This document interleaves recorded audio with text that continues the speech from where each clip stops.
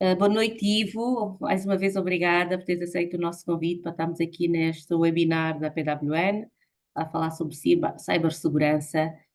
O Ivo, que é um especialista, já trabalha há alguns anos aqui na cibersegurança e vem-nos aqui abordar hoje sobre o tema mais em pormenor, como é que nós devemos nos proteger. Eu, em geral, não apresento os convidados e eu vou pedir que o Ivo, então, se apresente a si e fale um bocadinho de si antes de começarmos. Ok, muito bem. Sofia, muito obrigado pelo convite que me foi endereçado. Eu tenho seguido o teu trabalho, o trabalho da PWN Luanda, já há algum tempo e foi com bastante satisfação e agrado que recebi o convite e estou aqui hoje para poder falar sobre um tema que me é muito querido, a cibersegurança, a proteção de dados, no fundo, os sistemas de informação em geral e as tecnologias em geral. Eu eu já trabalho na área dos sistemas e tecnologias de informação há sensivelmente 19 anos, já vai caminho para 20. Os anos já pesam um bocadinho, não é? Eu já cheguei àquela idade que as minhas fotos das redes sociais já não condizem muito bem com as fotos depois ao vivo, não é? Já estou nessa idade. Um, e, mas, no fundo, este é um tema que eu tenho mais particularmente, a área da cibersegurança, que eu tenho investido grande parte da minha energia e do meu tempo nos últimos 5 anos. Ok?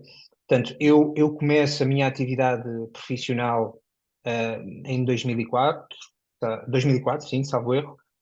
Eu venho de uma área, era desenvolvedor de ambientes SAP, para alguns dos presentes, ou telespectadores, ou espectadores que estão aqui e que trabalham em organizações de alguma dimensão.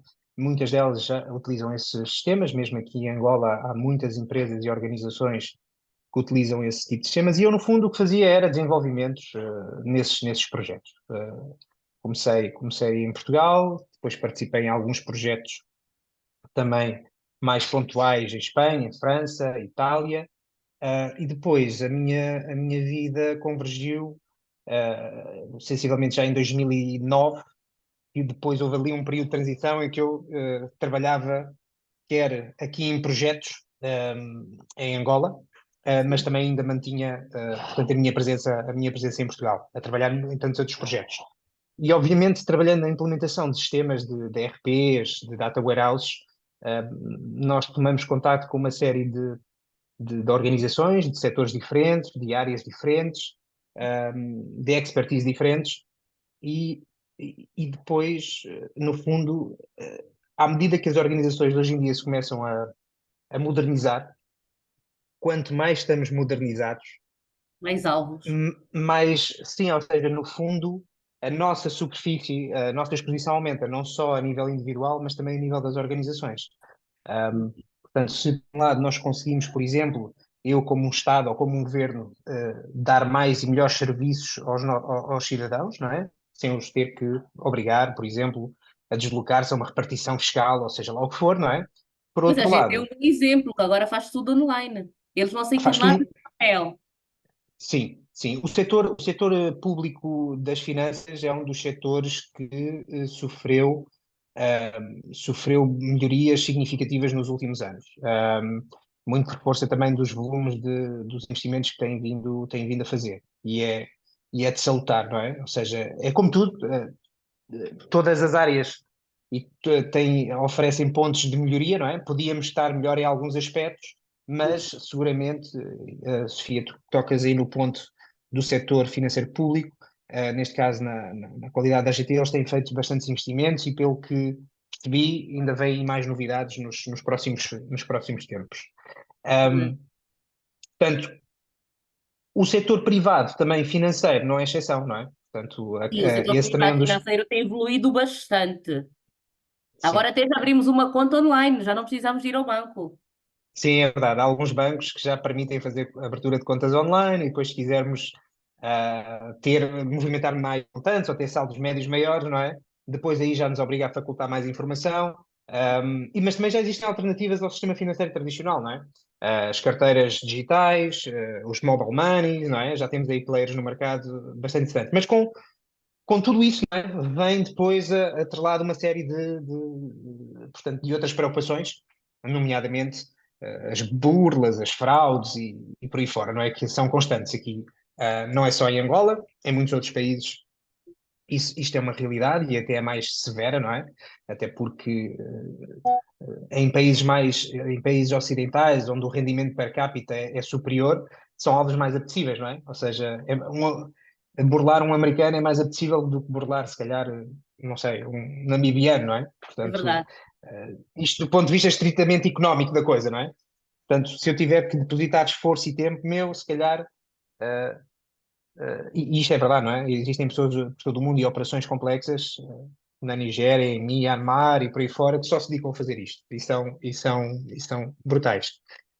Mas pronto, para hoje, eu não queria falar, eu não queria dedicar muito a mim, eu acho que depois vocês podem conhecer-me um bocadinho, seguir-me nas redes sociais, procurem por mim no LinkedIn.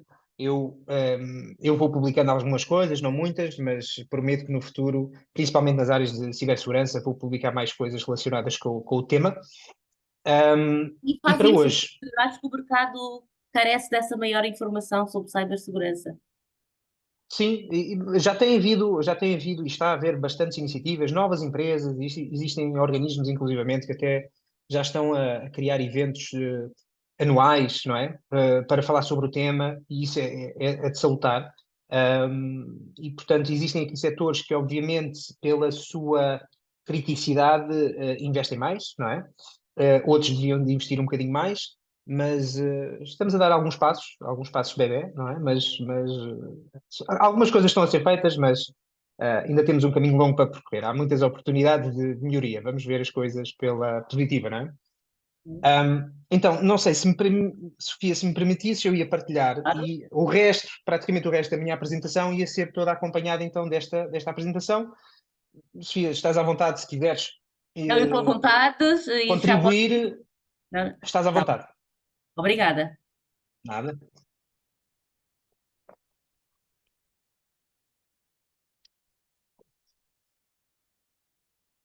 Olha, Estás a aqui, vontade Sérgio, podes olha, iniciar, já és anfitriã, já podes posso começar. iniciar, não é? Ok, Podes então ir. eu vou partilhar aqui este.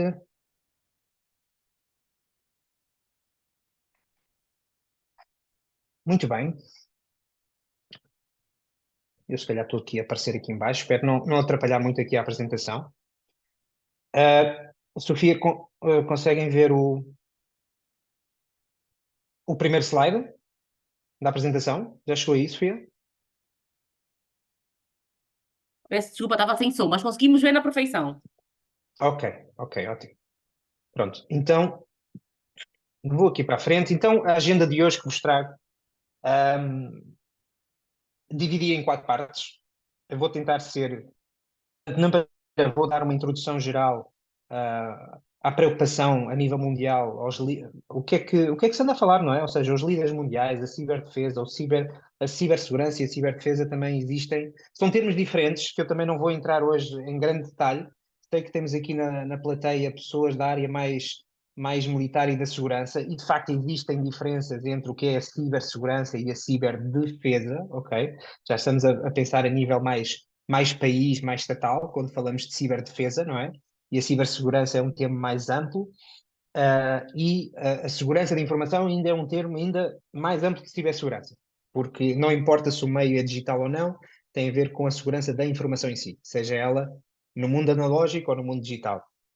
Depois, eu gostava de sair hoje daqui portanto, que as pessoas que estão aqui a participar, que muitas, acredito que algumas trabalham em organizações de maior porte, não é?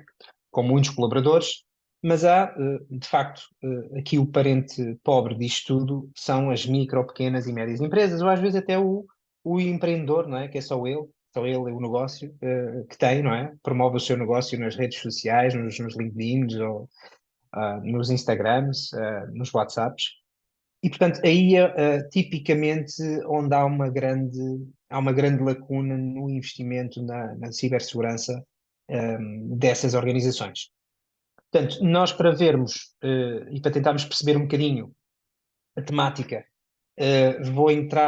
vou dar aqui uma visão geral de quais são as principais ciberameaças que podem afetar aos PMEs, as pequenas e médias empresas podem ser alvo. Não vou ser exaustivo, ok? Existem muitos tipos de ciberameaças, mas para o efeito do exercício de hoje, não é? Vou focar-me em apenas seis grandes tipos. Depois de perceber os tipos de ameaças, de percebermos, mas quem é que está por trás deste tipo de ameaças, não é? E isso também vou tocar aqui no segundo capítulo. Vamos ver então o que é que as organizações, pequeno e médio, as pequenas e médias empresas, neste caso, podem de facto fazer para endereçar esta temática de uma forma, com alguma metodologia, não é? E de forma sistematizada. Numa perspectiva também de investir aquele princípio do 20-80, 80-20, não é? Ou seja, eu vou investir, se calhar, em 20% das ações que me vão dar 80% dos resultados. Porque, de facto, são nas pequenas e médias empresas onde há maiores restrições orçamentais. Ok? Só aqui um segundinho.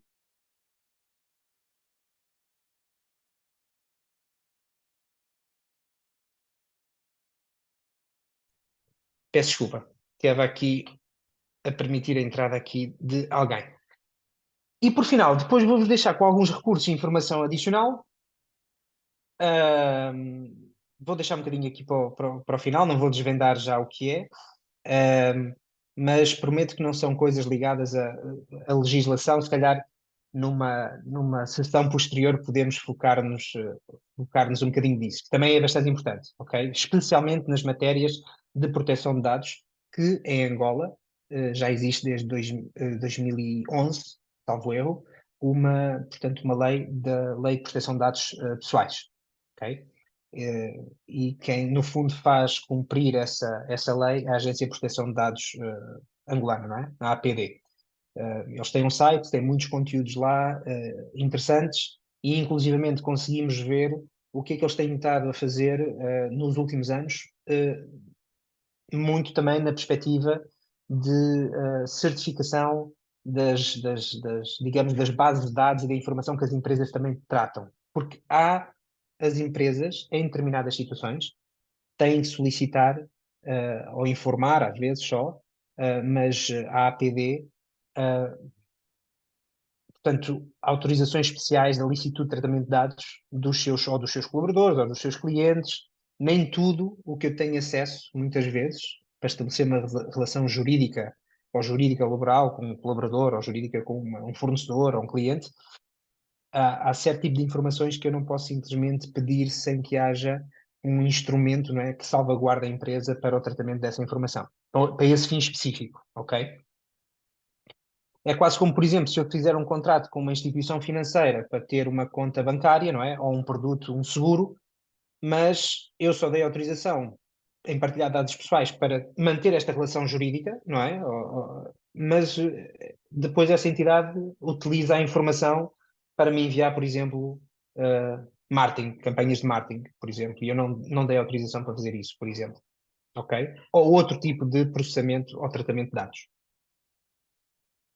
Bem, vamos começar? Vamos a isso. Vamos, vamos, vamos. Portanto, então na introdução, como tinha dito há pouco, para falarmos um bocadinho da cibersegurança e da proteção de dados, temos que falar também do cibercrime, não é? Porque um dos grandes motivos pelos quais nós criamos defesas e mecanismos de segurança nas organizações é porque, de facto, existe cibercrime.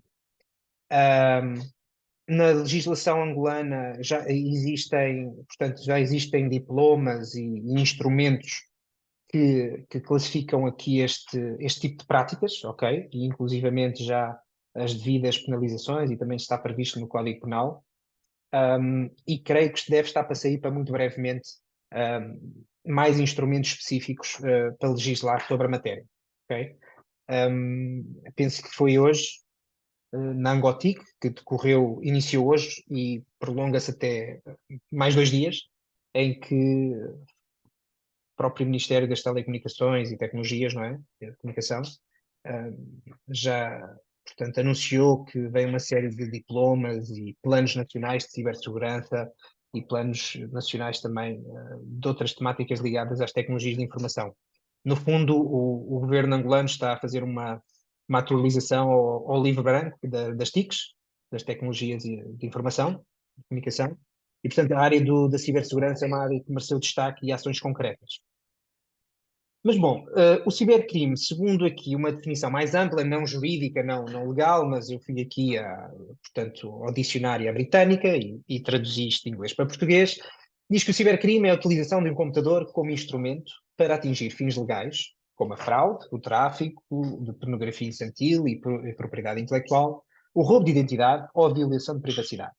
A cibercriminalidade, especialmente através da internet, tem vindo a ganhar importância à medida que o computador se tornou central no comércio, no entretenimento e na administração pública. E a verdade é que hoje em dia quase todos nós, independentemente do país onde vivamos, todos nós temos uma série de dispositivos eletrónicos com que interagimos. Pode ser um smartphone, pode ser, às vezes não tenho aqui, mas uma pulseirazita que me mede a atividade física, o meu próprio laptop, o laptop pessoal, o laptop da organização. Um, Hoje em dia, muitos dos nossos dispositivos eletrodomésticos também que nós temos em casa, inclusivamente já estão conectados à internet, desde frigoríficos, tostadeiras, até os automóveis, não é? E, portanto, começa a haver um nível de exposição muito grande, portanto, da nossa vida, do nosso cotidiano, a tudo o que podem ser práticas de cibercrime. De acordo com a empresa, existe uma empresa de cibersegurança que tem vindo a conduzir uns estudos nos últimos anos, a Cyber Security Ventures, e estima-se que em 2025, portanto, daqui já para o ano, não é? O cibercrime mundial, a nível global, poderá ter um custo, não é? De cerca de 10,5 trilhões de dólares. Trilhões de dólares norte-americanos. Só para termos uma ideia da magnitude dos números, eu fui aqui compilar informação portanto, as projeções financeiras do FMI, das maiores economias portanto, do mundo, não é? E do seu PIB mundial. E nós vemos que o cibercrime, se eu considerasse o cibercrime portanto, uma economia ou um país, ele seria a terceira maior economia mundial, logo a seguir aos Estados Unidos e à China, que em 2025, como podem ver aqui, os Estados Unidos cifram-se com cerca de 29 trilhões portanto, de dólares, a China 19 e logo a seguir vem a Alemanha com 4,7 trilhões, não é? Portanto, isto estamos a dizer que o cibercrime, vejam só, e quando nós falamos de cibercrime, são todos os custos, as perdas de eficiência, os pagamentos de ransomware, são só uma pequena porção no meio disto, não é? Isto não são só os custos, e vamos falar mais à frente do que é este tipo de ameaça, o ransomware, que é muito falado, e aqui em Angola já houve, infelizmente, várias organizações já foram alvo deste tipo de ameaça.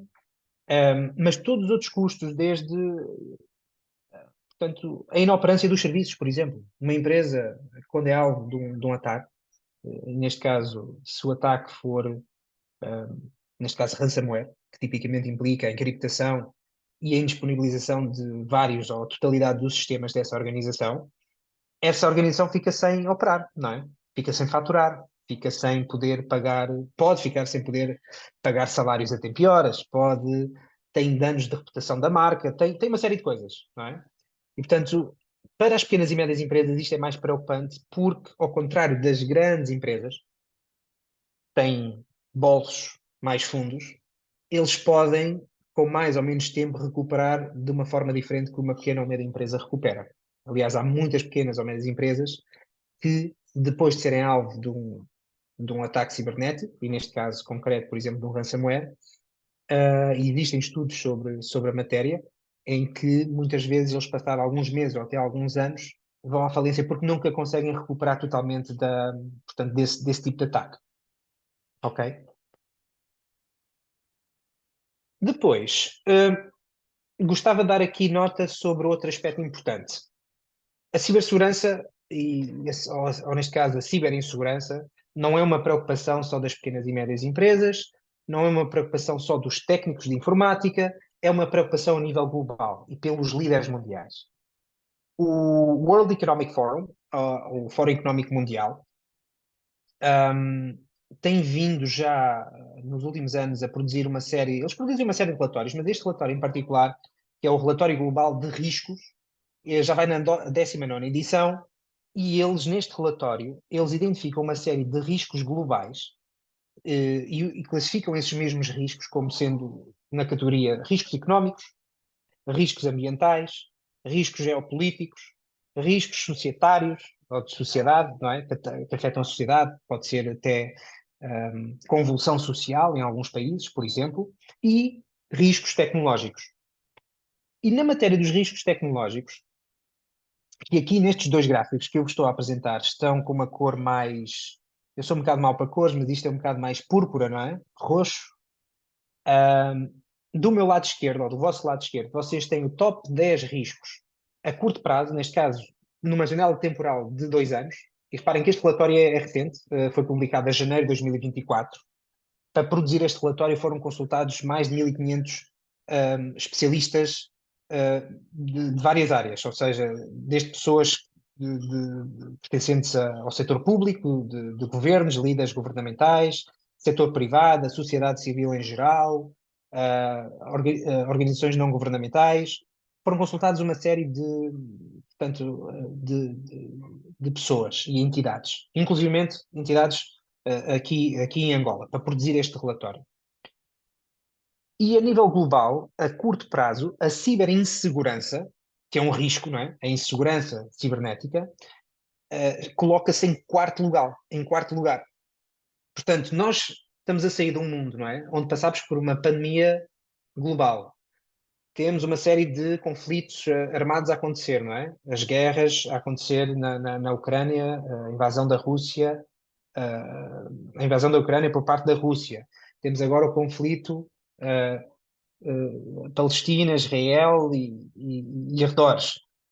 E como veem, eles a curto prazo identificam aqui a cibersegurança como o quarto maior risco, não é? A curto prazo.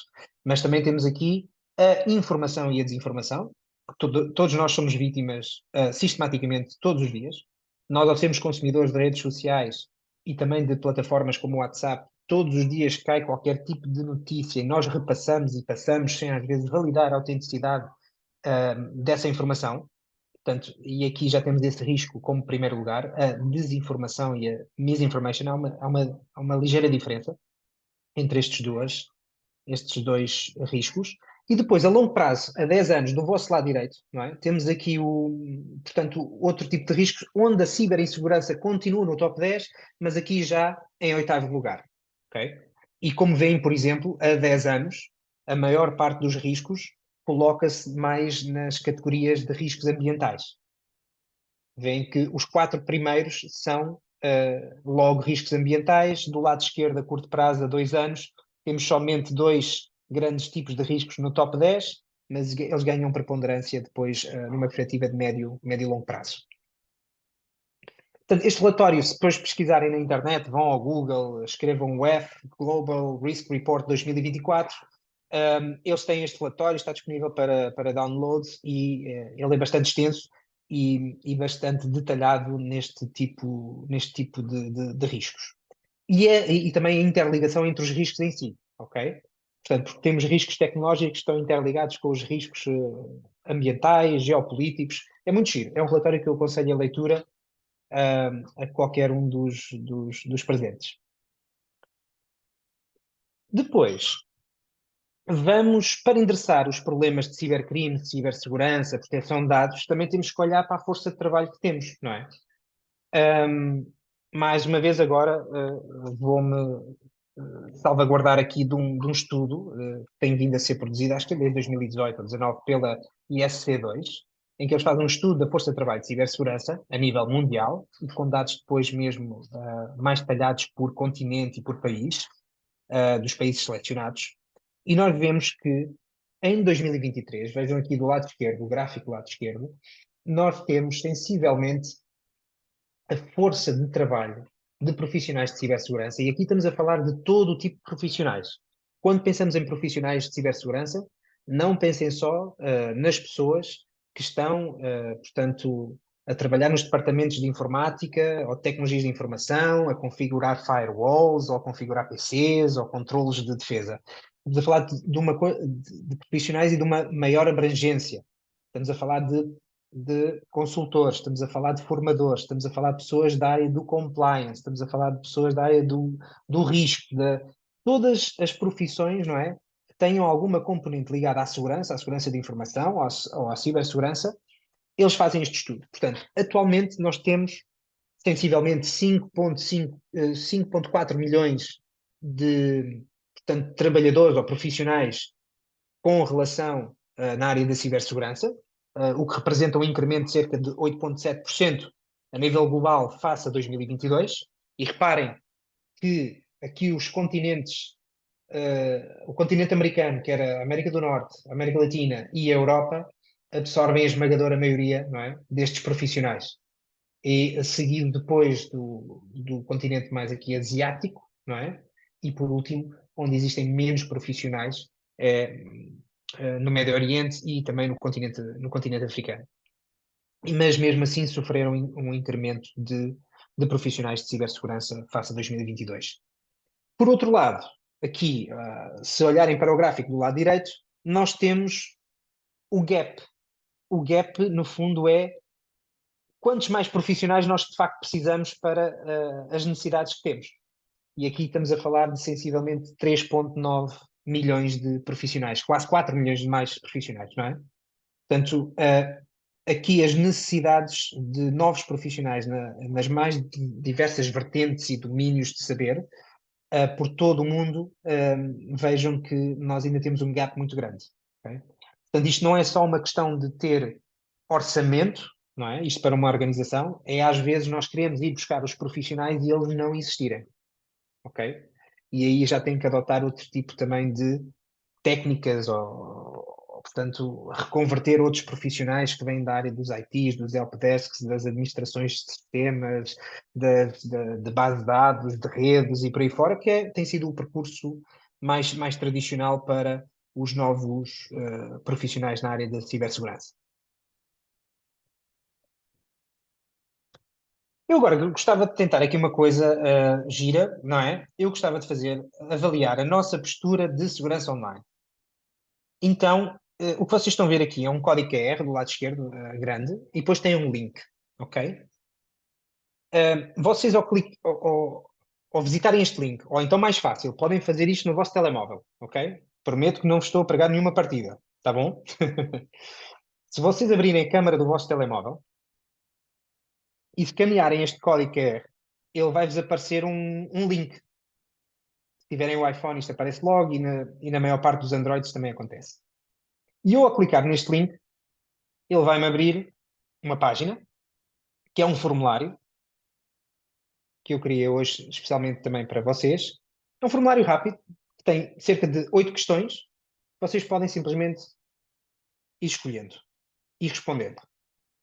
Vocês, ao responderem, eu vou conseguir ver aqui os resultados e nós depois podemos olhar para os resultados agregados. Não vamos ver isto de forma individual, mas vamos ver mais ou menos qual é que é a nossa postura individual relativamente à segurança online. Parece-vos bem? Eu, se calhar, até deixa-me parar aqui de partilhar. Eu próprio posso abrir aqui este formulário para vermos o que é que se passa aqui, não é? Deixa-me aqui ver. E vou voltar a partilhar isto. Exatamente. Para que vocês também possam seguir e ver que são perguntas bastante simples, não intrusivas, simpáticas. Ok. Se calhar agora já voltaram a ver outra vez o meu ecrã, certo? E, portanto, este é o formulário. Vamos aqui responder, por exemplo, utiliza passwords únicas para cada conta que tem. Isto quer dizer o seguinte: se vocês, cada conta, seja conta bancária, seja conta online do internet banking, conta de Ivo, e-mail, consegue sim, ouvir-me? Olha, sim, como sim. a tua imagem tapava o link do QR Code. Eu posso, pois, vou Eu, pelo então, menos, não consegui aceder porque a vou mostrar imagem. outra vez. Vou mostrar outra vez. E, aliás, se calhar vou até copiar aqui o link e Sim. metê-lo. Vou só aqui copiar o Também link podes meter no e colocá-lo aqui bate-papo. no Zoom. Sim, Para quem estiver no Zoom, aqui sim. no chat, deixa-me ver. Onde é que está aqui o chat? Eu tenho utilizado pouco o Zoom. Tenho utilizado mais. Ok, vou deixar aqui. Vejam lá. Bitly.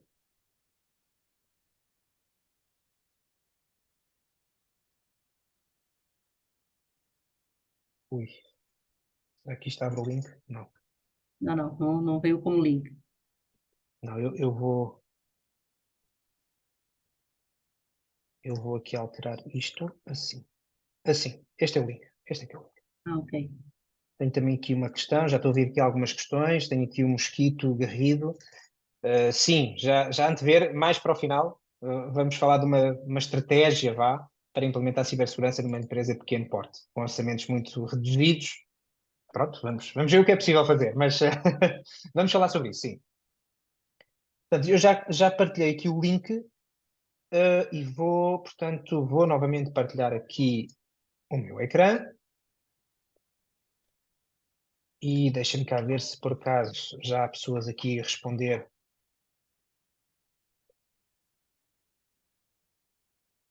Quantas pessoas já responderam? Não precisamos responder todos, obviamente. Se tivermos aqui 5, 6 respostas, já fico contente. Já tenho uma pessoa que respondeu. Já tenho uma pessoa que respondeu. Vamos esperar se calhar mais um minuto ou dois.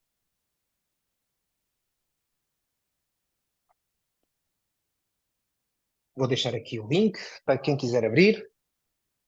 Quem quiser utilizar o código QR pode utilizá-lo.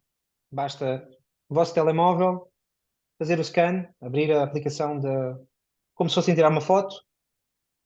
Vocês vão ver que no iPhone, por exemplo, ele aparece logo um link em baixo. Nos Androids, depende do sistema operativo, como é que parece. Ok, já temos aqui duas pessoas que pelo menos responderam.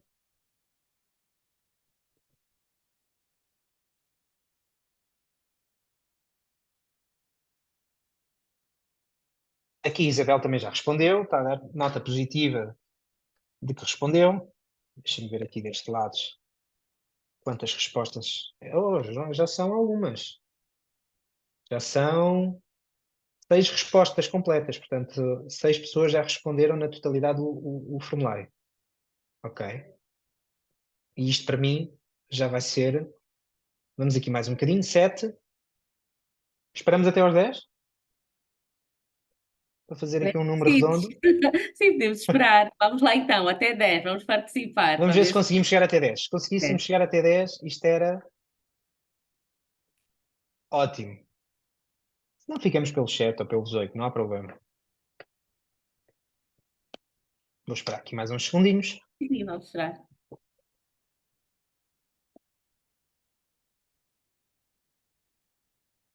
Precisamos de E mais eu. 3, por favor. 8. 8, boa. Boa. Então, mais 2. Já estamos em 8.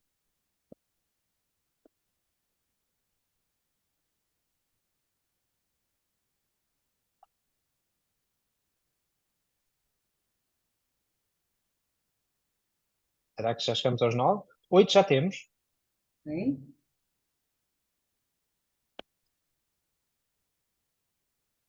E vou esperar mais uns 10 segundinhos. E o que estiver está. E já podemos depois aqui analisar isto. Ok? Ok. Agora vou partilhar o meu ecrã. Mas desta vez vou-vos mostrar então o resultado do inquérito. Ok? Espero não estar aqui a apanhar muito, a tapar as respostas também. 9 respostas. Pronto. Vamos fazer então com 9 respostas. Pode ser? Portanto, então vamos começar aqui pelo primeiro. A primeira pergunta a quem está, no fundo, a responder este inquérito, se utiliza passwords únicas para cada conta que tem. Portanto, 66,7% das pessoas diz que sim, enquanto que 33%, 33,3%, para ser preciso, diz que não. Portanto, é de extrema importância nós termos que utilizar passwords que sejam únicas para cada uma das nossas contas, contas online, contas do nosso e-mail, contas das redes sociais, contas do que for. Isto porquê? Porque muitas das vezes estas mesmas passwords, e quando alguém de facto quer, seja algum grupo mais organizado ou menos organizado, ou até pode ser um indivíduo, muitas das nossas passwords, eu acho que a população em geral não tem essa noção, mas elas são expostas online através de processos de data breaches, não é? Ou violações de dados, tradução em português, não é? Nós constantemente, todas as semanas ou todos os meses, vemos notícias, aparecem-nos notícias de que empresa X, os dados foram expostos. Empresa Y, os dados também foram expostos. E normalmente não são os dados só dos trabalhadores dessa empresa, são os dados dos seus clientes, dos seus fornecedores, não é? E muitas vezes o que se faz é eu, com essas passwords, se eu quiser tentar ver ou tentar comprometer uma conta, por exemplo, uma conta pessoal da Sofia, não é? Eu tive conhecimento que a Sofia inscreveu-se num fórum online, por exemplo, com um determinado endereço de e-mail, não é? E a password que deu para registar para esse evento foi Angola 123, certo? Mas eu também posso saber se a Sofia está a trabalhar na organização X ou Y e também tem um endereço, tem um e-mail corporativo. Muitas vezes as pessoas, é a natureza humana, não é? Nós utilizamos as mesmas passwords para as outras contas, ok? Portanto, alguém menos bem intencionado vai tentar utilizar essas mesmas passwords para comprometer outras contas. Às vezes são coisas tão simples como estas. Já temos 11 respostas. Mas vamos continuar. Já partilhou passwords com outras pessoas, incluindo familiares e amigos? 81% dizem que não e 18% dizem que sim. Eu, quando digo partilha de passwords, digo todo o tipo de passwords. Quem é que aqui, por exemplo, tem Netflix ou outro serviço de streaming e não partilha essa password com o irmão que vive noutra cidade ou noutro país? Ou outro familiar, por exemplo, ou outro amigo, não é? Porque depois até dividem a conta, ok? Este tipo de partilha de passwords também conta, ok? Mas aqui, neste inquérito em particular, e bem, a esmagadora maioria das pessoas não partilha as passwords e não o deve fazer, ok? Não o deve fazer em absoluto. A pergunta a seguir tem a ver com o facto de fator de autenticação ou de múltipla autenticação nas contas e dispositivos. 63% das pessoas dizem que sim, sempre que têm essa opção, o que é bom, são respostas bastante satisfatórias. 9% das pessoas dizem em apenas ou algumas contas ou dispositivos e 27% das pessoas diz que não. O fator de múltipla autenticação, ou de segundo fator de autenticação, ou múltipla autenticação, que é um termo que eu vou falar muito hoje em dia, é um daqueles mecanismos simples e eficazes que evita uma série de comprometimento dos sistemas e das contas dos utilizadores. Porque, no fundo, eu vou ter que ter, para além de saber o utilizador, o nome do utilizador e a password, isso não é suficiente para me autenticar numa plataforma ou num serviço ou num terminal qualquer. Eu também preciso ter um segundo fator ou múltiplo fator de autenticação, que pode ser, por exemplo, receber um token de SMS, que é o que, por exemplo, as nossas instituições, aqui algumas fazem, não é? Instituições financeiras, quer autenticar uma transação, ele manda-me um token por SMS ou por e-mail, eu agarro nesse código, normalmente é um código numérico ou alfanumérico, e eu introduzo esse código no portal ou no serviço que estou a utilizar e ele valida se o token que enviou é o mesmo ou não. Ok? Depois existem também várias formas de fazer a múltipla autenticação, até com chaves físicas, YubiKeys e por aí fora. Ok? Mas aqui estou bastante satisfeito e surpreendido pela positiva, pelas respostas que estamos a ter até agora. Portanto, depois, quando cria contas online, dedica algum tempo a rever as definições de privacidade da mesma? 73% das pessoas diz que sim. 27% diz que apenas para algumas contas e a opção 3 que era, ficou aqui, minha culpa, mas eu acho que o resto das pessoas percebeu que era não, diz que não. Este é muito importante. Nós, quando criamos contas novas, sejam de redes sociais, principalmente das redes sociais, nós devemos fazer essa revisão. Portanto, as contas do Facebook ou do Meta, do Twitter, muitas vezes, e do LinkedIn, muitas vezes essa informação por padrão partilha informação a mais do que nós queremos, não é? Por exemplo, partilha a nossa. Se alguém for ver o meu perfil, consegue ver a minha data de nascimento, porque eu inseri essa informação. Pá, mas eu não quero partilhar a data de nascimento com as pessoas. Aliás, há certas informações que são utilizadas precisamente para autenticar-me num serviço. Já repararam que, por exemplo, quando entram em contacto com portanto, o vosso banco, uma das coisas que eles utilizam ou perguntam para se autenticar é a data de nascimento, é a rua onde mora, não é? E se bater certo, está ok, não é?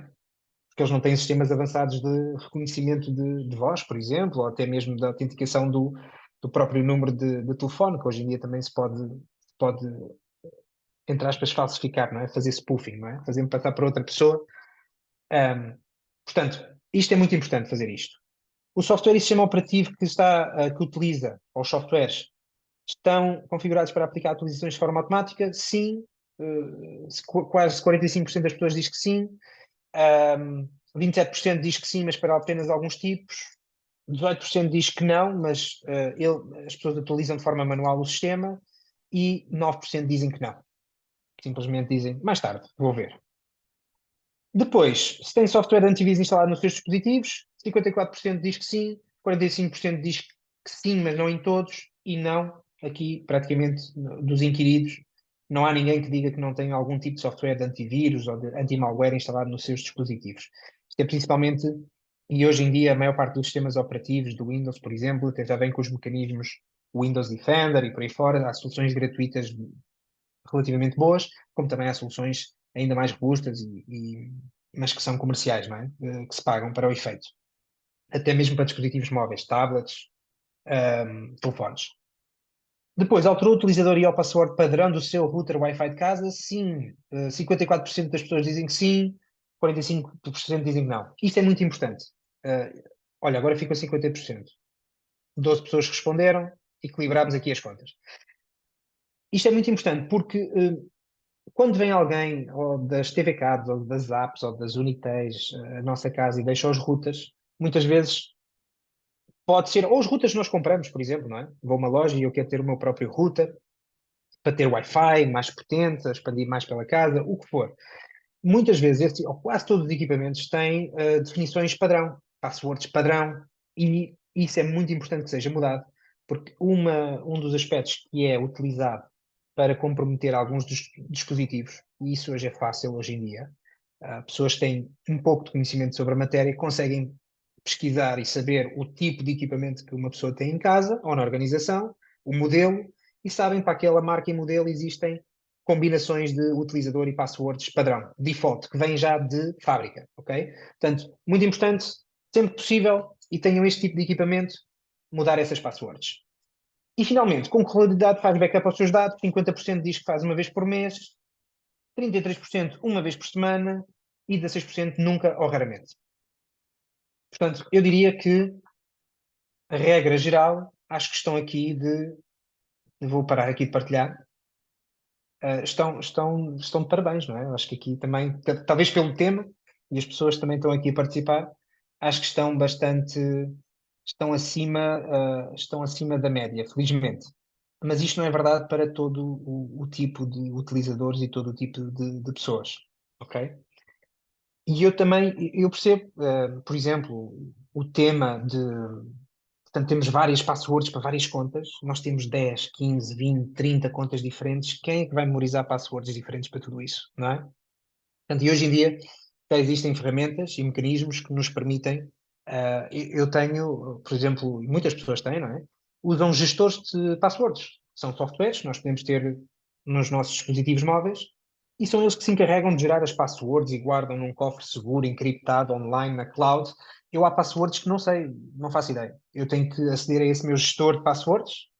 Se quiser, se a Amazon pedir outra vez sei lá, a minha password, eu tenho que ir lá, porque eu não sei qual é a password sequer, ok? Eu vou ao meu gestor de passwords, faço autenticação, ele tem integração com o meu browser ou o que for, e é assim que eu vou gerindo também a minha relação com as contas online. E não só. Ahm, Pronto. Vamos voltar aqui à partilha. Portanto, passamos aqui com distinção na avaliação de postura de segurança online. Parabéns. Agora, vamos falar um bocadinho sobre ciberameaças nas pequenas e médias empresas e também aqui no seguimento, para quebrar aqui um bocadinho o gelo, não é? Vamos, não que a sala esteja gelada, mas eu escolhi aqui um vídeo interessante, se calhar alguns de vocês já viram, outros certamente que não viram, de uma profissional que eu admiro muito, que é a Rachel Toback. Ela é considerada, ela é o que se costuma apelidar de hacker ético, não é? Nós, tipicamente, quando ouvimos a terminologia hacker, associamos sempre a alguém que está a fazer alguma coisa má. Isso não é necessariamente verdade, ok? Basicamente, um hacker é uma pessoa que tem os conhecimentos ou as competências suficientes para comprometer um sistema, uma rede de dados, computadores, servidores, mas não quer dizer que o façam, ok? Pelo menos de forma não ética, não é? Para propositadamente causar danos e prejuízos a entidades ou pessoas. E a Rachel, ela nos últimos anos tem ganho grande notoriedade. E eu escolhi aqui um clipe, tem 3, 4 minutos, que eu convido-vos a vermos, eu vou carregar aqui no play. Espero que não haja nenhum atraso e seja fluido. Eu agarrei no vídeo, ele estava inicialmente em inglês, mas como eu tinha explicado, partilhei com a Sofia aqui no início, eu agarrei no vídeo, coloquei-o num sistema de inteligência artificial, uma plataforma, o AGen, e ele automaticamente fez a tradução para português. Tem um sotaque adocicado, que é bonito. Não tem o português de Angola ou não tem o português de Portugal, mas acredito que nos próximos tempos vai ter. E nestes 3, 4 minutos nós vamos ver como é que a Rachel utiliza um tipo de técnica ou de, vamos dizer, um ataque que muitas vezes este tipo de ataques não são extremamente técnicos, ok? E são ataques com alguma perícia técnica, mas essencialmente, memorizem este nome, engenharia social, que no fundo são a engenharia social, como é que eu posso explicar de forma simples? São as interações humanas, não é? Entre pessoas, em que uma pessoa consegue levar outra a fazer, a praticar uma ação ou a revelar alguma informação de forma não intencional, ok? Ou que não a deveria fazer no primeira instância, ok? Portanto, as interações que vamos ver aqui são muito nesse sentido. É um grupo de jornalistas da CNN. Este jornalista em particular sujeitou-se a isto e deu-lhe carta branca para tentar fazer algumas coisas más com algumas contas online deles, desse mesmo jornalista. Vamos a isso? Vou colocar aqui, vou-me afastar e vou colocar aqui no play. Você roubou aproximadamente cerca de $2.500 em pontos de hotel. E o pior de tudo, você também me colocou em um assento do meio. Além disso, de verdade. Um voo de 5 horas. Meu Deus, deixaram você fazer isso? Quero só ter a certeza que estão a ouvir. Estão a ouvir o som que vem do vídeo? Sim, estamos. Ok, perfeito, ok. Mas se Sim, tirasse cara. a tua imagem do centro, Então, estou aqui em Las Vegas para duas das maiores, incríveis e fascinantes conferências de hacking do mundo. E por algum motivo, concordei em ser hackeado. Vou me encontrar com Rachel Toback, que se especializa em uma forma especial de hacking chamada engenharia social. E estou muito nervoso. Sinto que sei praticamente tudo sobre você. Eu não confio em você. Então vou mais seguro hoje graças a você? Você e todos os outros clientes estarão mais seguros hoje graças ao que você está disposto a me deixar fazer. Bem, vamos começar, eu acho. Assuma que tudo que coloca nas redes sociais é público. Informações que podem ser encontradas aqui podem ser usadas para autenticar você com empresas. Você se lembra deste tweet? Sim, usei isso para obter acesso ao seu endereço atual. O quê? Então, o que eu fiz foi ligar para esta empresa de móveis aqui e basicamente disse: Olá, vamos comprar mais um desses móveis, mas preciso garantir que não haja informações erradas na conta por engano. E eles disseram: não, você pediu algo, mas a coisa que você pediu, nós enviamos para este endereço. E sim, acho que consegui o endereço atualizado dele, o que é bastante assustador porque isso aconteceu em 30 segundos. Eu consegui seu endereço atual e completo. Consegui exatamente sua data de nascimento no Twitter. Liguei para praticamente todos os negócios que ele já mencionou que usou no Twitter ou Instagram. O que você precisa entender é que quando você faz isso, eu sei quais empresas você usa e sei quais empresas ligar fingindo ser você. O que conseguiu do Hotel Boutique? Número de telefone e endereço e-mail. Eles te deram meu número. Eu vou fazer essas ligações. Eu vou hackear ao vivo. Quando eu ligar, seu número vai aparecer no identificador de chamadas deles. Quem é você realmente? Não, sou Donia Sullivan. Posso te dizer meu endereço, número de telefone, data de nascimento. Tudo você precisar verificar que sou eu mesmo. Isso é louco.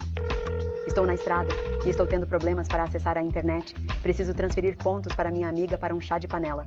Espero que você possa me ajudar pelo telefone. Eu tenho todas as informações. Tenho 90 mil. Está correto? Então, o primeiro e último nome é Rachel Toback. Ah, eles foram transferidos? Ok, fantástico. Eles se foram. Obrigado. Tchau. Seus pontos se foram? Eles se foram. Loucura. Quando você ligar para a companhia aérea, vai parecer que está vindo do meu número. Sim, eu tenho um voo saindo de Vegas. Vou no meio. Estou tentando fazer um ensaio pessoal. Então, você me coloca em um assento do meio? Para o fundo? Sei que talvez você não recebe esse tipo de pedido. Ok. Então é uma fileira antes da última fileira e é no assento do meio. Você está no avião no assento do meio. Eu tinha um assento na saída de emergência. Eu sei. Ele atendeu o Sr. O'Sullivan. Posso ajudá-lo? Se eu não estivesse realmente sentado aqui com você e não soubesse, eles disseram, bem senhor, você ligou e solicitou isso, eu ficaria absolutamente furioso. Verifique isso novamente. Uau. Muito bem. Reações iniciais, Sofia. O que é que pareceu? Incrível, não é? Incrível, parece algo do outro mundo. E nós todos podemos ser alvos disso. Todos nós podemos ser algo disso, é verdade. Apesar de não conseguirmos ver aqui com detalhe a mecânica toda por trás disto, obviamente isto é uma peça. Aliás, se vocês forem ao YouTube, procurarem Rachel Toback, CNN, tem lá a peça total, são mais de 20 ou 30 minutos, em que ela ainda faz mais, ela e portanto, outras pessoas que trabalham com ela, fazem coisas que aos olhos de alguém que não está no ramo pensava que não fossem impossíveis ou que não fosse tão fácil, não é? Ou seja, não fosse tão fácil. Não que fosse impossível, mas que fosse tão fácil de fazer.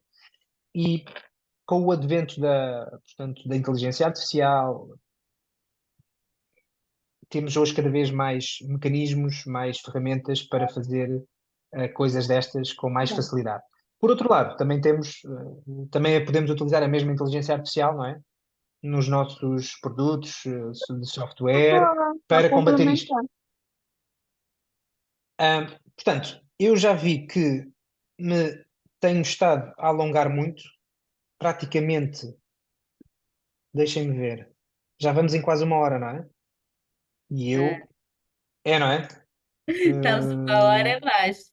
Podemos aqui alongar, podemos acabar a sessão. Sem Não, problema. mas eu não por mim, é mais por vocês, não é? Mas eu tenho aqui ainda mais coisas para vos mostrar. Então o que eu vou fazer, o que eu prometo agora é que vou tentar, ah, portanto, vou pôr isto aqui um bocadinho para o lado, assim, ok. Vou tentar comprimir alguma informação, mas não omitindo, e vou ver se agora em 10 minutos consigo chegar aqui quase até ao final. Já sei o que vou fazer. Quando chegar à parte dos controlos que as organizações têm que implementar, como também tem muito texto e é muito. Eu depois o que posso fazer é arranjar aqui alguma forma depois de partilhar este documento, não é? Com os presentes ou com quem esteja interessado através da Sofia, e depois podem fazer download do documento e ver com mais detalhe. Bem, vou-me focar aqui das ameaças mais comuns nas pequenas e médias empresas. Mais uma vez, isto não é uma lista exaustiva. Alguém que perceba também do assunto vai dizer: pá, Ivo, mas esqueceste desta e da outra, que também é muito importante. Sim, é verdade. Mas para o exercício e a reflexão que eu gostava de fazer convosco hoje, acho que escolher aqui umas das principais, correndo o risco de deixar uma ou outra também importante fora, não iria ferir aqui o princípio e o objetivo da nossa apresentação.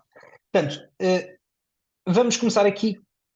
O phishing e a engenharia social, que estão muito interligados. Portanto, nós acabámos de ver há bocadinho, são práticas de engenharia social, não é? Viram? A Rachel, a falar com ela, conseguiu, investigando, recolhendo informação online sobre aquele jornalista conseguiu perceber a data de nascimento dele, a morada completa, conseguiu perceber com que, às vezes, nós inocentemente, não é? Nós estamos a dizer, epá, muito bom, a Boutique X faz coisas muito fixes e não sei o quê, aconselho a comprar. Ou às vezes respondemos a sondagens nas redes sociais.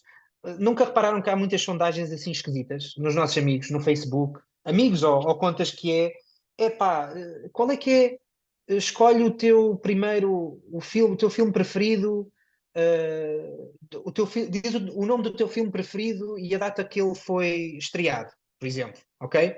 Nós ou estamos a fazer isso, não sabemos, não é? Mas estamos a dar pequenas peças de informação, estou a dizer, por exemplo, qual é que é o ano do meu nascimento, do ano do filme. É mais isto, não é? Estou a dar a data do meu nascimento incompleta, mas estou a dar parte da data do meu nascimento, não é? Que é o ano, por exemplo. E coisas como estas, como por exemplo perguntar o nome do meu animal online, qual é o meu animal favorito e o nome, são técnicas assim, parecem muito simples, mas às vezes consegue-se ir buscar aí informação de forma bastante inocente. Portanto, o phishing e a engenharia social, o phishing são basicamente imagens. São, portanto, mensagens, neste caso, tipicamente e-mails, que fazem-se passar por alguma entidade mais credível, como, por exemplo, uma empresa, sei lá, pode-se fazer passar por um banco, não é? E nós aqui temos muito desses casos, não é? E-mails que recebemos a dizer, atualize os seus dados, não é? Ou estamos agora a fortalecer o Multicaixa Express, passo aqui publicidade, preencha este formulário que é para ter acesso à versão mais recente, não é? Tudo isto são tentativas depois seguidas, não é? De burlas e fraudes, ok? E, portanto, dentro do que é o phishing, eles tentam depois que o utilizador forneça credenciais de forma inadvertida, não é? Porque ele clica no link, abre uma página, parece que é a página de login do meu banco ou da Microsoft do meu e-mail, eu introduzo os dados, não consigo entrar no sistema e eles automaticamente, por exemplo, podem conseguir acesso às minhas credenciais. Há variantes disto, há o vishing, o smishing, o quishing, portanto isto tem a ver com o meio com que a mensagem chega, não é? O smishing é para SMS, o vishing é mensagens de voz, o quishing é códigos QR, por exemplo, mas eu não vou entrar nesse detalhe. Portanto, este é um dos tipos de ameaça muito comuns e das mais comuns que as pequenas e médias empresas são alvo. As grandes também e as pequenas e médias empresas especialmente. Depois temos o malware e toda a família de malware. Aqui cabe muita coisa, não é? No fundo, o malware é o software malicioso que tem como objetivo infectar o nosso dispositivo, não é? E aqui os vírus são malware, os worms são malware, os trójanos são malware, spyware, infostealers, adwares, sei lá, o que for. Existe tudo o que é software que tem portanto, que tem como objetivo instalar-se nos nossos dispositivos para fazer alguma coisa menos boa. Às vezes não é para apagar dados, atenção, não é? É mesmo só, é recolher dados.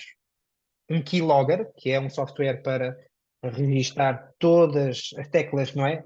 Que eu clico, é bastante útil para os criminosos para saber, por exemplo, passwords, números de cartão de crédito, não é? Eu com um número de cartão de crédito e mais os outros dados, eu já consigo fazer compras online até um determinado montante, não é? Por exemplo. Portanto, este é o tipo de ameaça que normalmente até é feita e conjugada com o phishing, não é? Às vezes leva-nos a fazer download de software malicioso. Outro tipo muito específico que merece a sua categoria também separada é o ransomware.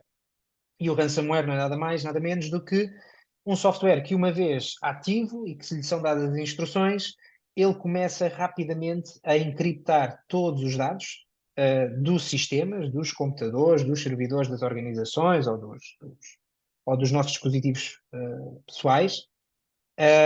Para quê? Para que depois esses grupos, não é, de ransomware, eles logo a seguir o que vêm fazer é exigir um resgate, não é? E eles normalmente, e hoje em dia o mais comum é fazer tentativa de extorsão e dupla extorsão, pelo menos. E há uns que até é tripla extorsão, uma é, queres os teus dados de volta? Paga-me, não é? Queres que eu te dê uma chave para desencriptar os dados? Paga-me. Ou então, olha, não queres pagar, não é? Mas olha, se não pagares para desencriptar os dados, acho que vais querer pagar-me para eu não publicar os dados. Que esse já é outro tipo de extorsão, não é? Que é, imaginem, eu ter dados de clientes, dados de trabalhadores, dados de fornecedores expostos online.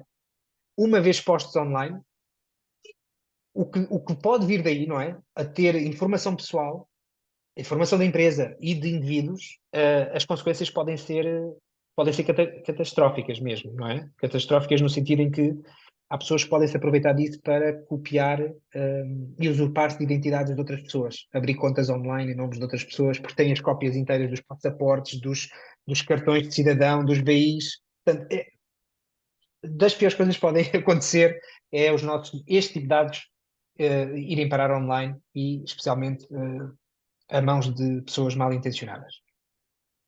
Depois, aqui os últimos três que eu queria dar algum destaque e que também são utilizados com frequência, um é a negação de serviço, ou em inglês o denial of service, pode ser simples ou pode ser distribuído, daí o duplo D, DOS ou DDoS, DDoS, sim, DDoS, que é Denial of Service, ou Distributed Denial of Service, que no fundo é uma operação, não é? Uma iniciativa em que concertada, não é? Em que eu vou tentar que um determinado site, serviço de uma organização esteja tão entupida de pedidos, não é? Que ela fique indisponível.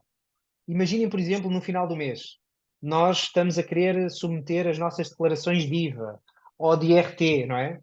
E alguém decide que, não, vamos atacar estes serviços, vamos deixá-los indisponíveis durante 2 dias, certo? Isso pode levar a que as empresas tenham custos acrescidos, multas e por aí fora. Eu estou a falar deste serviço, mas pode ser outro tipo de serviço, não é? Imagina, perdão, estamos a chegar ao final do mês e algum grupo organizado, mas muito sofisticado, por questões políticas, por questões ativistas, decide comprometer o sistema financeiro de um país, não é? Sei lá, o sistema de transações internas. E imagina que as pessoas, em países como Angola, vivem muito de levantar o dinheiro, certo? Oi? Isto foi abaixo? Ups, já não sou host.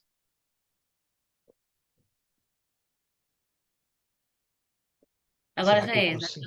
Agora já é? Ok. Vou voltar outra vez. Desculpem lá. Desculpem lá. Peraí. A ver se eu... estão a ver? Agora vê-se? Acho que se vê outra vez. Eu é que estou... Ok. Eu é que estou aqui a tapar a grande parte dele, né? Mas pronto, já conseguem ver, não é? Isto é real, isto acontece com frequência, principalmente quando há motivações políticas, motivações ativistas por trás disto, e às vezes, não sei se têm noção, mas é possível encomendar ataques destes nas dark webs, que são sim sítios menos apropriados para o utilizador comum, não é? Ou o cidadão comum, em que desde 15, 50 ou $100 eu posso comprar um serviço online, já posso comprar, não é? Serviços a cibercriminosos, em que eu digo, olha, este site, este endereço, eu quero que ele esteja indisponível ou que receba uma série de pedidos durante 3 horas, 4 horas, nos próximos 3 dias. Neste período horário, por exemplo. E isto para quem é uma pequena empresa, não estamos a falar de grandes organizações, que não têm mecanismos, sistemas para se defender deste tipo de ataques, porque existem, ok? Isto é completamente devastador, não é? Pode ser muito desastroso para uma organização pequena ou média. Depois temos o Business Mail Compromise, que é quando uma conta de e-mail corporativa ou da organização é tomada por pessoas menos bem intencionadas e quando têm acesso a essa conta começam a fazer atividades fraudulentas como enviar faturas falsas para pagamento, pedidos de atualização de detalhes bancários. Por exemplo, isto é muito comum na Europa, é muito comum nos Estados Unidos, em que, ainda agora há uns dias atrás, estava a falar com um amigo meu, em que ele trabalha numa organização, é uma organização grande, pronto, e trabalha com outras grandes organizações, e uma das coisas que e eles têm sistemas para se proteger disso, é, por exemplo, receberem e-mails de supostos, não é? A fazerem-se passar por fornecedores legítimos deles, não é? A dizer, olha, só para te dizer que as nossas coordenadas bancárias mudaram, está bem? Eu sou a senhora lá da área financeira, e eles fazem-se passar por essa pessoa, não é? No e-mail. E eu dizia, atualiza isso. Qual é a intenção dessas pessoas, ou desses grupos? Nas próximas faturas que eles forem pagar, se não houver assim mecanismos de controle muito apertados, não é? Eles atualizam aquilo no sistema de dados do fornecedor. A próxima fatura, seja ela de 100 euros, de 1000 euros, de 100 mil euros, ou o que for, pode ser paga, ok?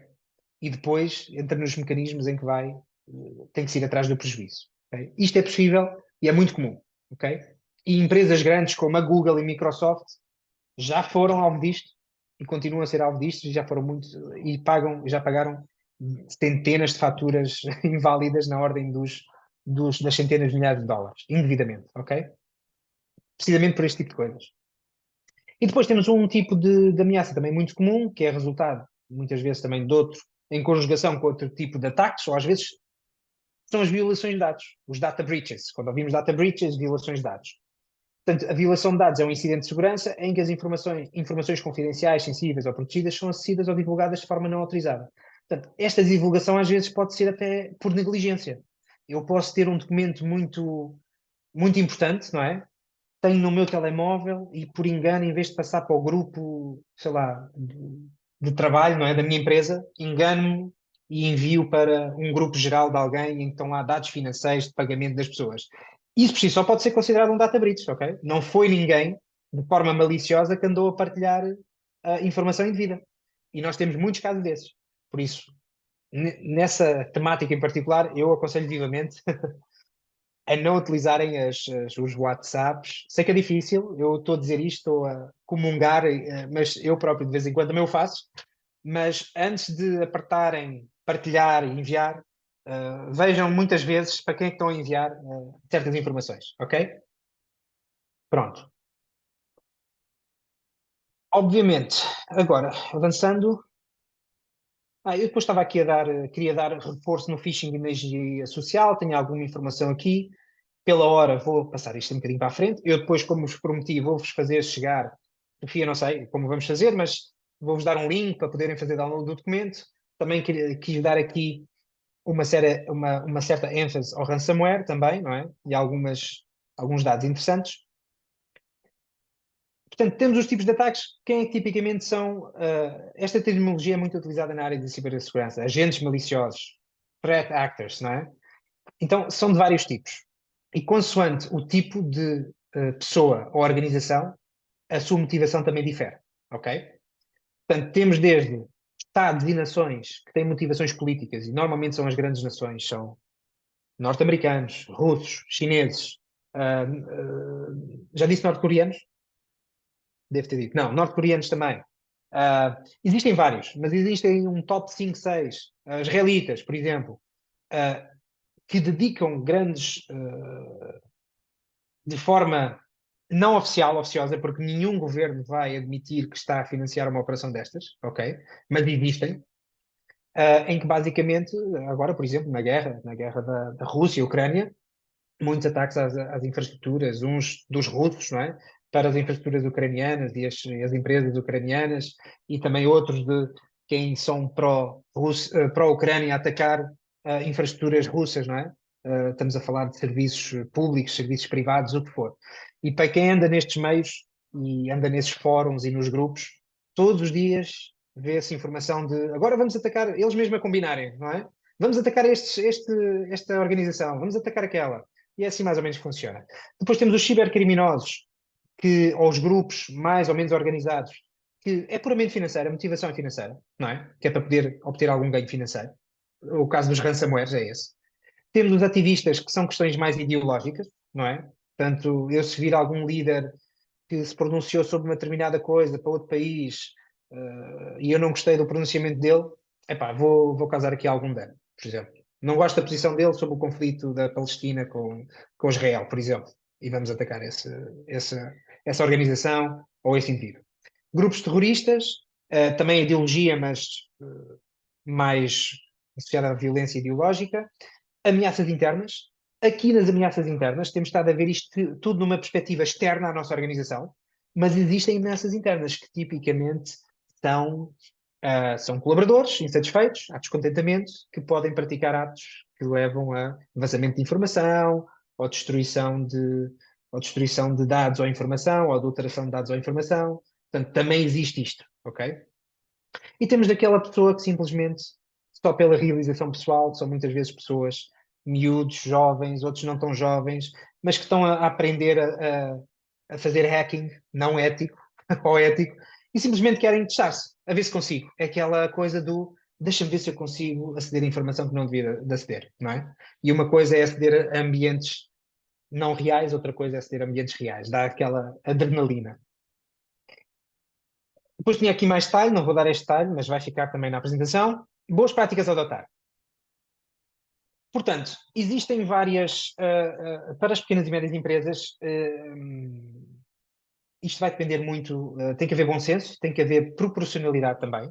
Não se esqueçam que, e para quem trabalha em organizações, quem é colaborador, quem é líder numa organização, seja administrador, diretor, sócio, gerente, o que for, tem que haver proporcionalidade e também tem que haver o princípio de o esforço que eu tenho para proteger um determinado ativo não pode superar o valor desse ativo, não é?